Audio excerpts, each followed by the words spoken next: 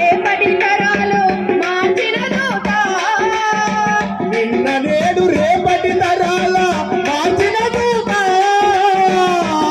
నేడు రేపటి తరాల మార్చిన దూత రాజ్యాంగము అందరికిచ్చి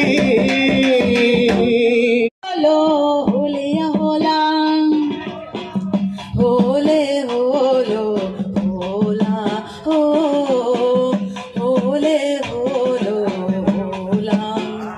వీరులు ఒక వీరుడు మరణిస్తే వేల వీరులు పుట్టుకొస్తారంట. ఒక వీరుడు మరణిస్తే వేల వీరులు పుట్టుకొస్తారంట.